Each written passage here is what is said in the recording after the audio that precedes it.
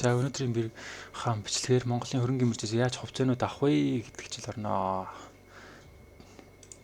За энэ тэргүүнд ерөөсөө бол дандаа хөрөнгөний бирж дээрээс шууд хувьцаа авах л ер нь боломжгүй. Дундуур нь заавал үнэт цаасны брокер гэдэг газраар дамждаг. Үнэт цаасны брокерууд нь бол ер нь их олон байдаг. Онлайнаар бүртгүүлээл тэгэл дансаа нээгээд тэгээд хувьцаагаа хадгалж авах боломжтой.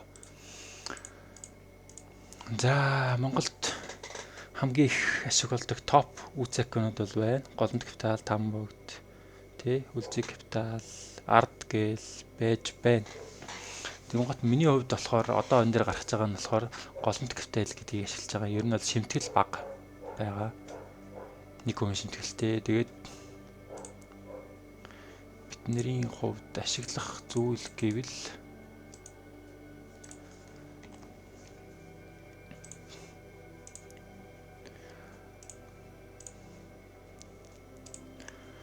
эртний үнэмлэх, тэгээ регистрийн дугаар, утасны дугаар болон нууц үг. Тэгээд эртний үнэмлэхийн 10 өөрийн зураг авах дээр нь хангалттай. Тэгээд дээр нь 5000 төгрөг байхад болчихно гэсэн үг.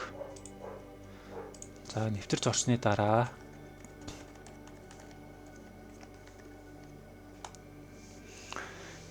ингээд данс ер нь нээчихэж байгаа гэсэн үг. Үнэт цаасны газар данс нээсэн гэсэн үг. Энд бид нар мэдээж орлого хийн.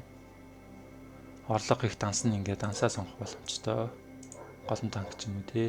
Тэгэнгუთ ингээд данс мэдээлэлээ гүйлгэний утган дээр нь өөрийнхөө регистрийн усан дугаарынхаа мэдээллийг оруулаад мөнгө шилжүүлж болно гэсэн үг. За тэгэнгуთ тэр нь хаашаа орж ирэх вэ гэхээр дотоод арилжааны дотор бол дотоод арилжаа гэдэг нь болохоор Монголын энэ дотооддоо хувьцат компаниудыг авах боломжтой.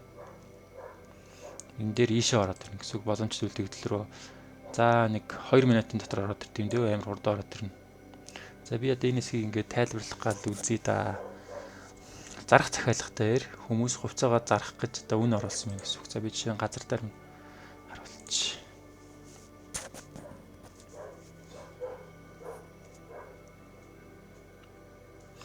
За баруун тал зарах захиалга дээр ингээд 41.5-аар 700 ширхгийг 41.8-аар 3710 ширхгийг оруулсан байна. За авах захиалгатай болохоор 41 гээд хамгийн дээд үн 41,000 төгрөг гээд энэ хоёр ер нь бол зөрж байгаа.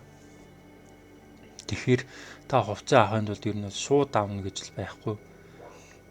Таны оруулсан мөнгөнд дүн за одоо зарж байгаа хүмүүсийн мөнгөнд дүнтэй таарж байгаа тохиолдол авна гэсэн үг. За тэгээд биелсэн хэлцүүдийг бол эндээс харж болно. 40 цэг 52 төгрөгөөр нэг ширхэг хувьцаа авсан байна. 41.5-аар 200 ширхэг хувьцаа авсан байна. За бид чинь хувьцаа авъя гэж бодоход одоо энэ 41 гэдэг үн биш шүү дээ. Тэгвэл 41-ийн 2-тоогоор оруулаад өгчих болно. Арай жоохон дээд үн. За тэгээд 1.2 гэргийн гут энэ үн нь гарч ирж гэсэн үг. За авах гэдэг аавна гэсэн үг. За тэгээд энэ цагсаалт руу орчин гэсэн үг. Хэрвээ энэ зарах байгаа хүн хэрвээ миний үнэтэй тийм 41.2-оор зарах хүн байх юм бол миний хувьцаа ингээд биелсэн захиалга руу орчихно гэсэн үг. За ийм л байна да.